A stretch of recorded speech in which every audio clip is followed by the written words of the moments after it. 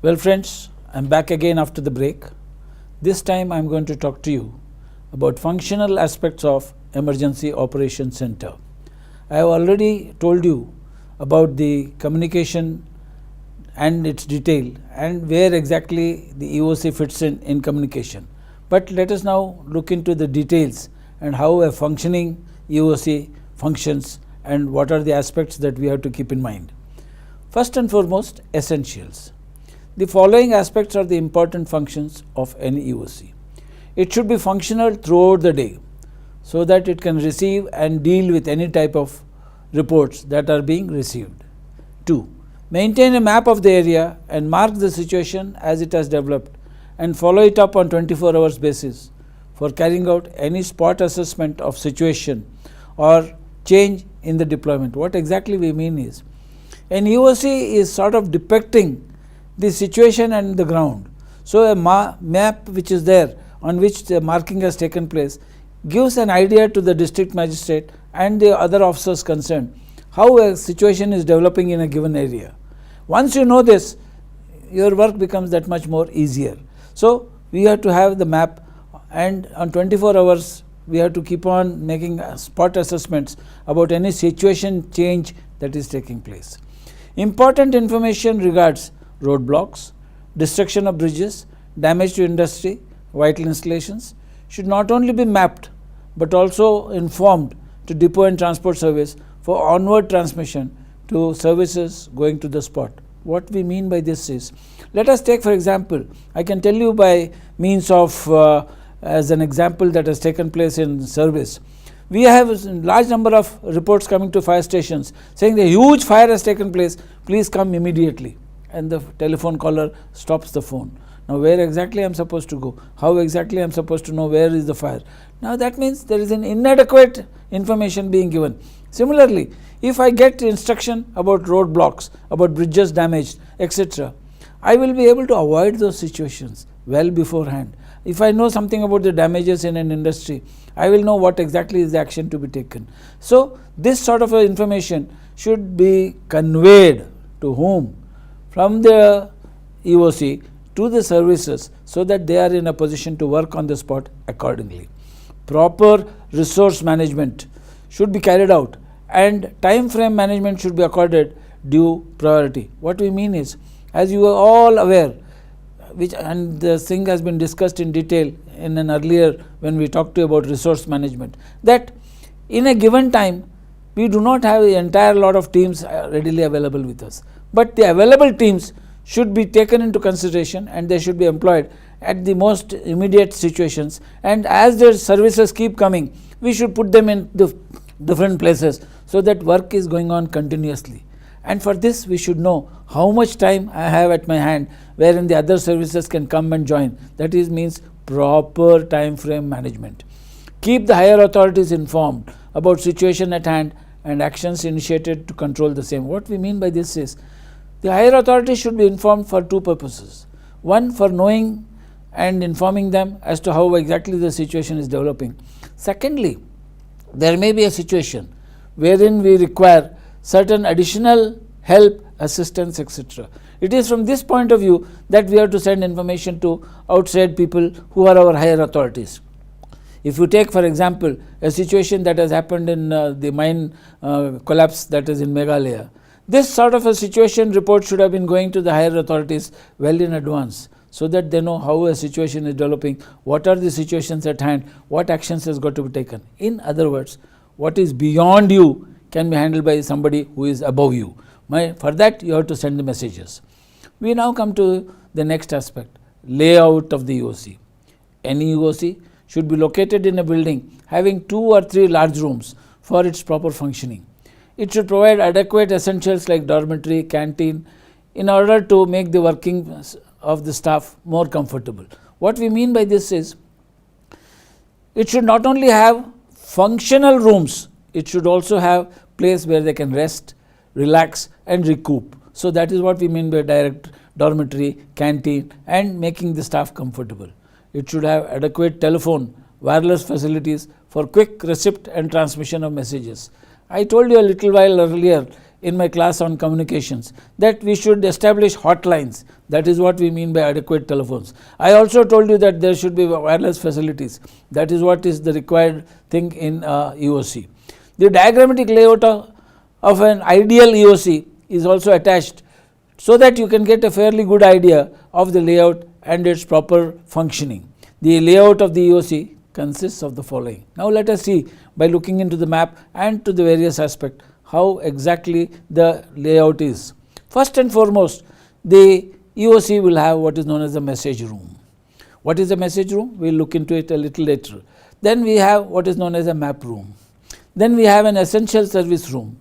From the above, it should also have dormitory, canteen facilities as explained in the layout of the EOC. In other words, in point number 1, I said 2 or 3 large rooms, adequate areas for like dormitory, canteen. This is what it is: message room, map room, essential service room, and also have room wherein we can have the essential services. So this is what it is all about. We now come to the next aspect. We will go into details. What is the message room? What is the map room? What is the essential room, etc. First and foremost, we will see what is the message room. This room is mainly meant for receiving and dispatching messages. Hence, it should have the following officials: 2 or 3 in telephonists for receiving in telephones, 2 or 3 out telephonists for sending out messages, in/out wireless message operators. In other words, wireless operators who can get messages which are coming in, and at the same time they are ready to send out messages.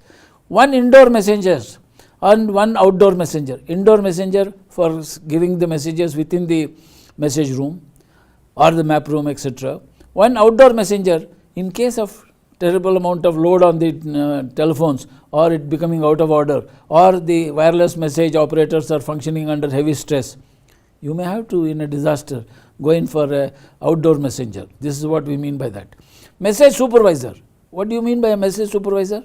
The message supervisor keeps all records of all in and out messages so that they are available for knowing the time in, time out, and how the message has come and when it has come, as well as how it has been sent out. So these are some of the things, and also he will control the functioning of in telephonists, out telephonists, wireless message operators, and the messenger service that is there, which is under him. We now come to the next, that is the map room. The map room is the place where an enlarged map of the town is displayed.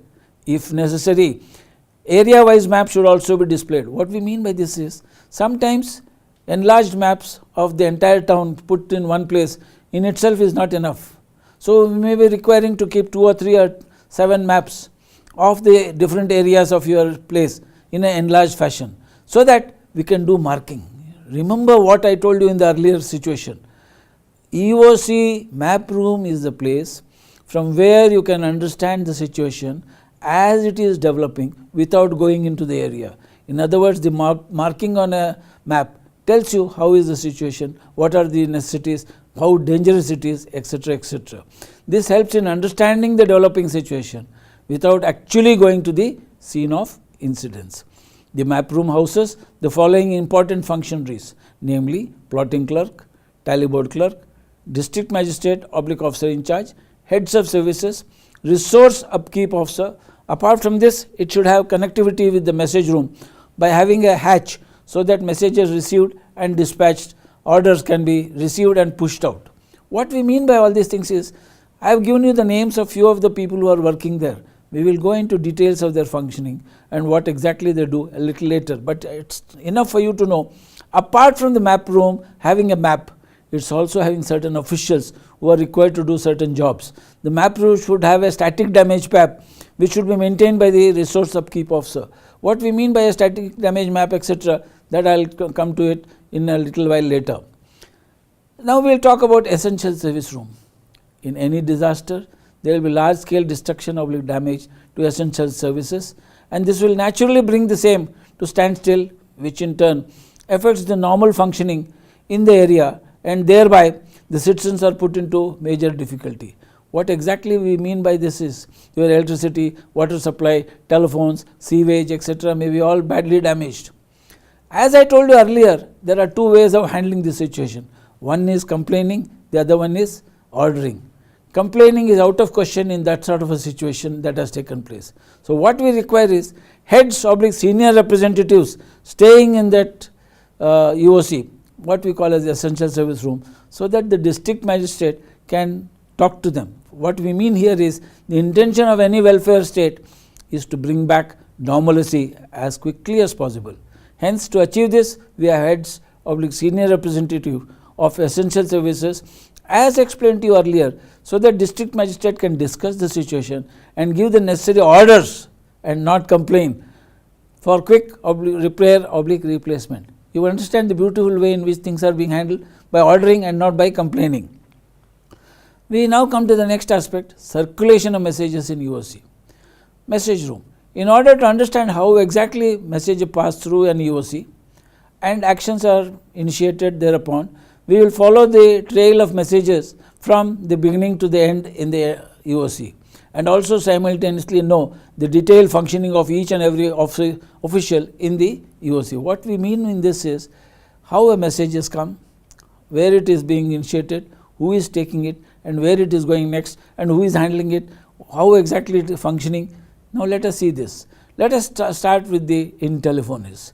They are basically the initial movers of any message in the UOC, and they have to ensure time that the message has come in and from where. What it means is they are responsible for keeping track of from where the message has come, how much of it has come, who has given this message, what time it has come, most important. Apart from this, they also make necessary copies of message for easy circulation, because one copy is not enough, you have to give so many copies. So while making the report, they may make sure that these copies are made out as and when the message is being written.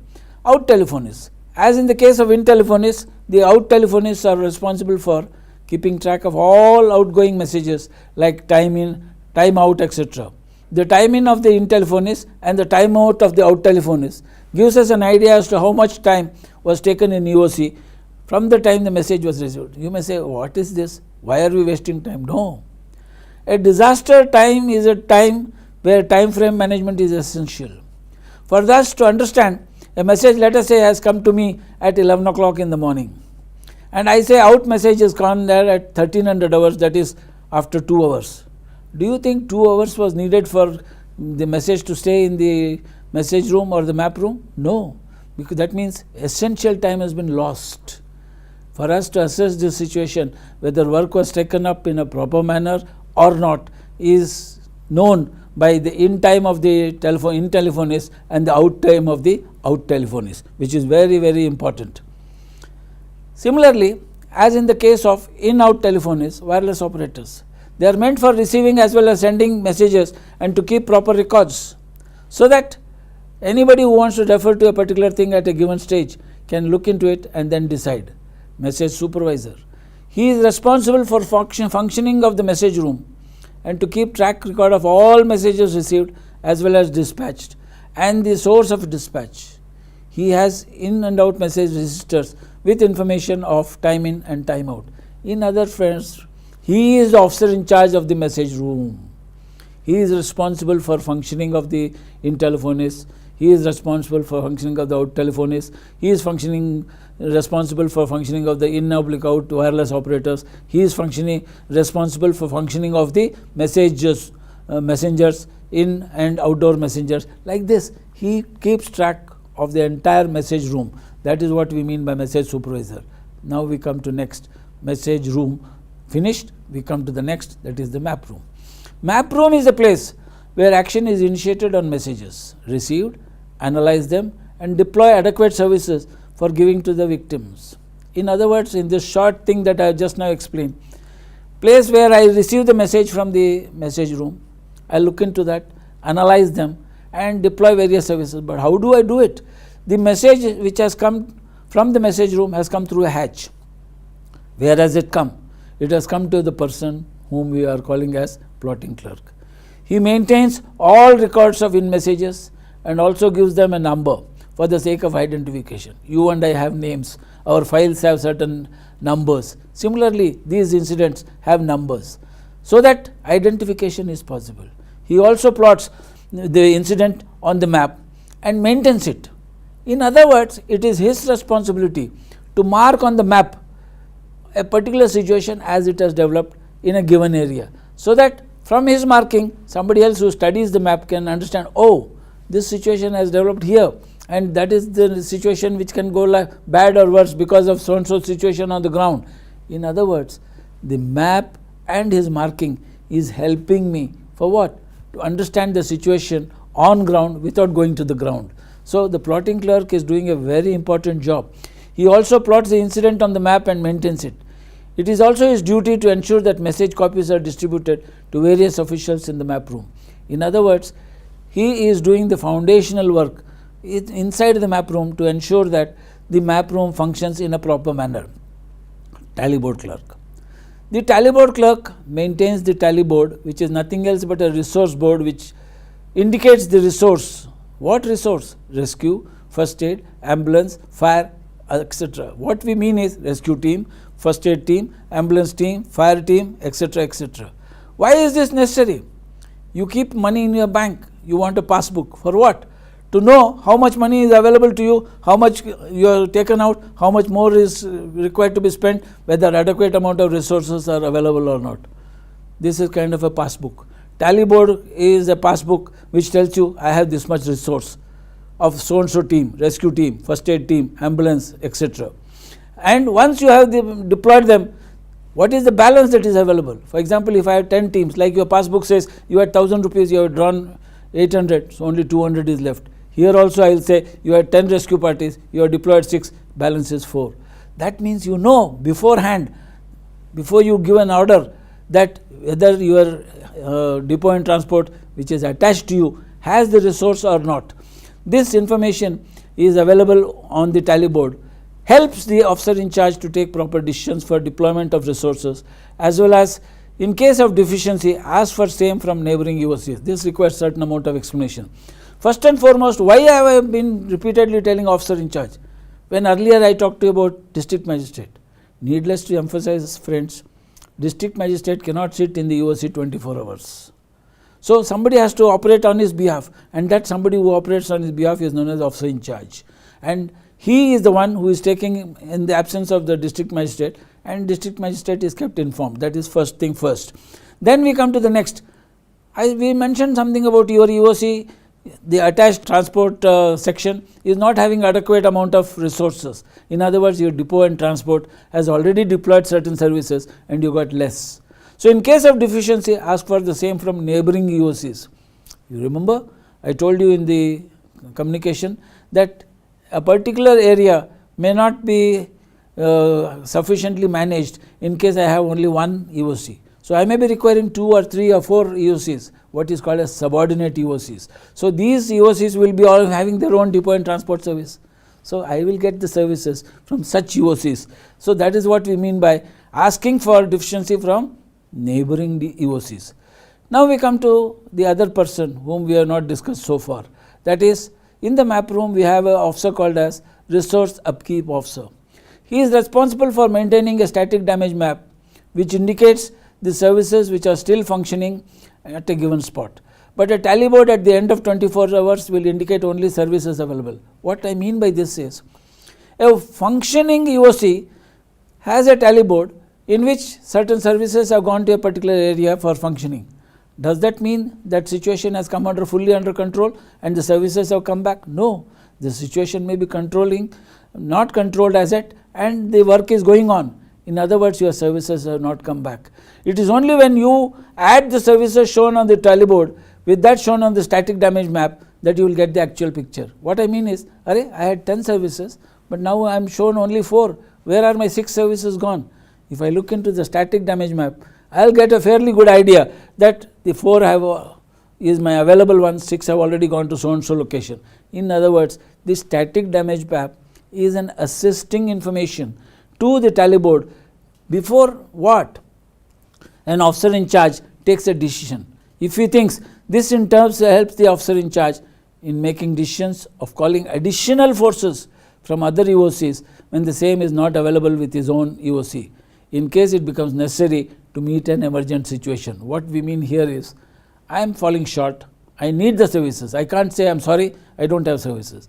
I will ask the other UOC, please help me out, send 4 services to so and so place as additional requirement so that my requirement is met here. So that is what we mean by the static damage map, which is being managed by resource upkeep officer. Heads of services. In an earlier lecture, you have been informed about various services required for managing a disaster, and each one of these services has a head who is an expert.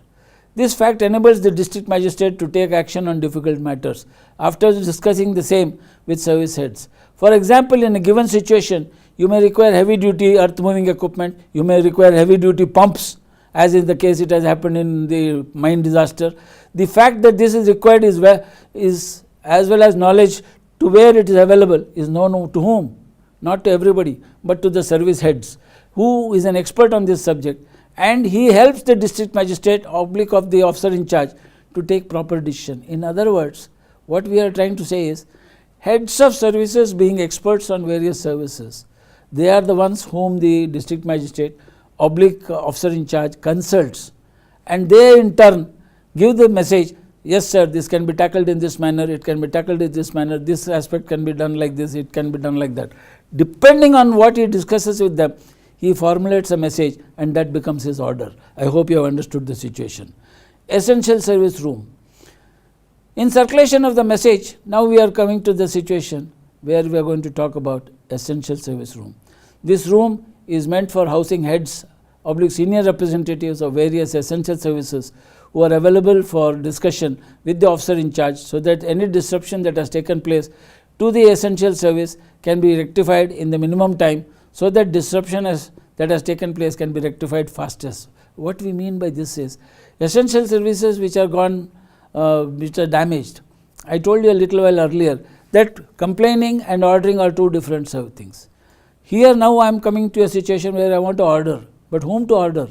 I need the heads of those services, essential services, or senior representatives nominated by the head, who can take the action of ordering the various services, so that they are available for discussion, and the district magistrate or the officer in charge says, okay, so and so is fine, but you take charge of this situation, you handle it, and give me back a report by so and so time that this action has been taken. In other words, this essential service heads oblique senior representatives are taken the situation in their hand, and they are now taking action to do the needful. This is different of ordering services and complaining to services, which is the need of the hour in case of disaster. In other words, having heads of services oblique their senior representatives has made the fine difference between complaint and order. I hope you have understood that. Circulation of message, essential service room. This aspect of UOC functioning is very important, since you are bringing normalcy in a disaster affected area at the earliest, which in turn lifts the morale of the people, since they can compare the before and after effects of disaster management that has been done by the UOC. In other words, people are not fools. They do understand so and so disaster struck my area, so and so things have gone bad, but they also do understand so and so activity has taken place, so and so improvement has taken place. How has it taken place? Because of somebody working on this. That business of knowing that somebody is working on the situation to bring back to the situation to the normalcy as quickly as possible lifts up your morale, if not make you enthusiastic. Till now we have discussed the various aspects of functioning of the UOC, and as to how exactly a message has been followed from message room to the map room to the essential service room, as well as various officials sitting therein. The needless thing that to emphasize is that after knowing the situation at hand, the officer in charge dictates the orders, which in turn goes through the same process of to all the officials in the map room, then to the out message supervisor in the message room, and through him to the out telephonist oblique wireless operators. What we mean is, once the officer in charge has discussed with the heads of services, session services, etc., he prepares his own orders. His order, when going out, it also goes through the same channels as it happened in the incoming. It goes through the tally board, it goes to the plotting clerk, it goes out through the hatch, goes to the message supervisor decides how to send the message, out telephonist or the out wireless or the messenger, depending upon the situation. In other words, the same circulation is followed, but this time instead of in, it is out. Sometimes when the message supervisor even decide to send the message to the concerned people through out message service. I am sure you have now understood how exactly UOC works, since we have followed the trail of a message from its beginning to an end. We shall now see the procedure for passing messages. It is very important to train any individual to send any report, since a report which is too short fails to give the necessary details, which in turn leads to loss of time. In the same way, any description of a situation with meaningless adjectives also holds up a telephone line, which in turn once again means loss of time plus holding of telephone for other activities which are necessary, and this activity of ours of adding adjectives had made it unnecessary. What exactly do you mean by it? For example, if I give a message saying there is a huge fire in my area, please come immediately. What have I done? I have not informed the area, I have not told what type of fire, etc., and hence the message has become useless. The other one is in an artistic manner. I explain to you how beautiful the fire is looking, how the colors are, etc., etc. These are adjectives which has no meaning. And unnecessarily, what have I done? I have held up the phone, and all the time I am thinking how exactly this message is going to. This holding up of phones means the crux of the matter is lost, because either the message being too short or it is too descriptive. Since yours is an awareness course and not training course for training you to become communication experts, I am not going into various details as to how we ensure the most appropriate message is received by us in a given situation. But still, I will tell you in short what we mean. We have created certain forms in which we require the messages to be sent. The procedure for this also I will explain to you a little later on when I tell you procedure and the way in which message should be sent. But it is enough for you to know that the forms that we have devised for the initial messages is controlled by the receiver and not by the sender. In other words, he asks the questions and you give the answers. Thereby, I have not only made it accurate, I have made it purposeful, and I have ensured that whatever information I want is received by me. For this purpose, certain forms have been devised, I said, to send message depending upon whether it is an initial message or a subsequent one. What is the difference between initial message and a subsequent one? Subsequent messages give details or it requests for assistance, whereas initial message only tells you how actually the situation has developed.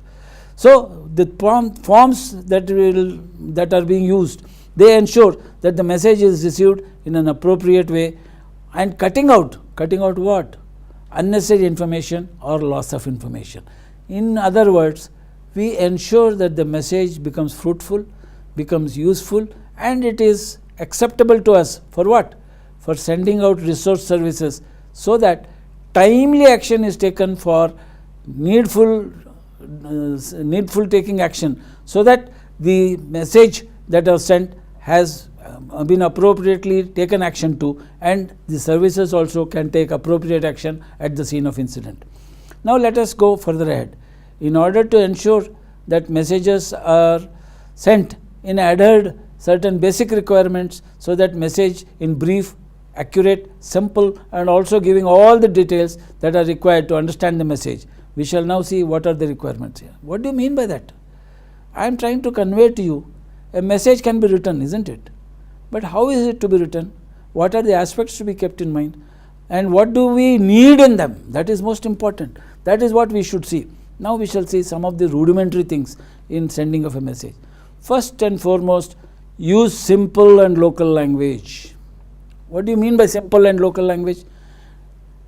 We can tell in Hindi certain things in a very complicated manner, or similarly in an English language certain things in a very complicated manner. Are you trying to impress the receiver by your language proficiency, or are you trying to give him an information about the damage that has taken place? Please remember, you are trying to give the message about the damage that has taken place and not about your own language proficiency. So use simple and local language so that the person who is receiving it at the other end can understand it. I can give many examples of this, but because your course is an awareness course, I am not going into details. Must be written in legible handwriting. See, the point that we must understand is, good lot of us send out a message in an illegible handwriting. Many times you might be finding in bank documents, etc., they say write in capital letters. Why are they asking you to write in capital letters? Because they don't believe in your handwriting. Your handwriting may be so awful that they cannot understand it. They may have to send it back to you saying, what have you written? If that happens in a disaster, it will be too much of wastage of time. So we say write in legible handwriting. Be brief and not inaccurate. Don't write paragraphs, don't write storybooks, but give me the essential aspects of it. But at the same time, don't be inaccurate. What do you mean by inaccurate? A comes and tells you, sir, there is a fire, there is a building has collapsed, a child is trapped. I must check back. Without checking back, I send a message saying so and so thing has happened. That is inaccurate message. So be brief but be accurate.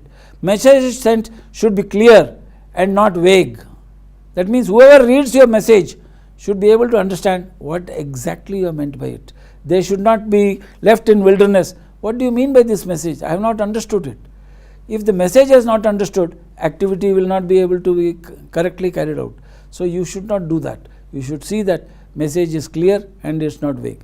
Don't use unauthorized abbreviations.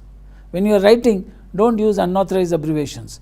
In communications, we always ask people to follow. In fact, we give a addendum to our this thing and say these are the abbreviations and that is how it follows. Even you see your passbook, it says so and so abbreviation means this.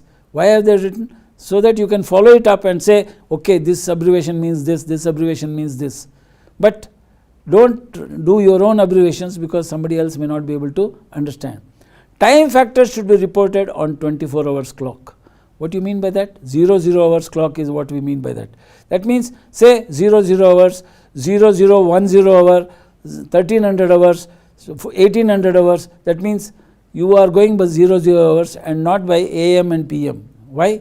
A and P are the common factors and they can create confusion. So don't do that. Go by the 24 hours clock.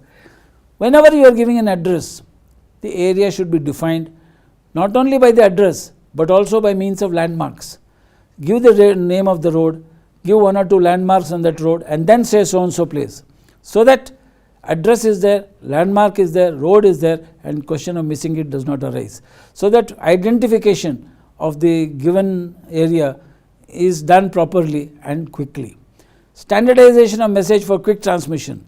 This is achieved by different forms that have been designed for the purpose of sending messages. I told you, we have standardized certain forms for initial messages, for detailed messages. So that in the standardized form of initial messages, we are asking questions and we get the answers. In the detailed messages, we will say, okay, use the SMS system. That means use a short form or the good old days telegraphic language so that the message is understood but by fewer words and not by giving unnecessary details. Now to come to the conclusion of all this communication service and EOC. So far we have seen the functioning of an EOC in depth, as well as we have also discussed its requirement and how exactly a message passes through various stages and the officials connected in each one of these stages and how they work. Apart from this, we have also discussed the way in which the warning is sounded through the EOC, the requirements of a shadow EOC. In addition to all this, we have gone through a diagrammatically display of various compartments of EOC and staff position therein. Lastly, we have gone through the example of messages from its inception, going through the various stages of EOC, both in and out, and the functioning of various officials. Involved in culmination, we also have discussed the important aspects of formulating various messages and the points required to be kept in mind. I am sure you as teachers will surely appreciate the work involved in functioning of the communication service as well as EOC as part of it and understand the nitty-gritty functioning that goes behind the successful functioning and working of various services. In other words, friends, what we have tried to tell is, I have been repeatedly telling you that disaster management is a multidisciplinary activity. Rescue is there, first aid is there, fire is there, but communication, wardens, these are also important. Hitherto we have, in the last 1 hour and odd so, I have been discussing with you about communications and functioning of EOC.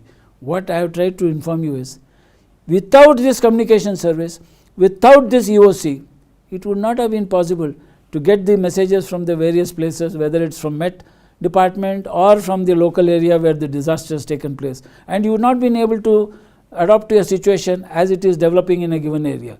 So it is from this point of view that we need communications, not only for us to get the messages, but also to act. Secondly, we have to also inform various services what exactly they are going to look into, where exactly they are going to look into, where exactly they have to function.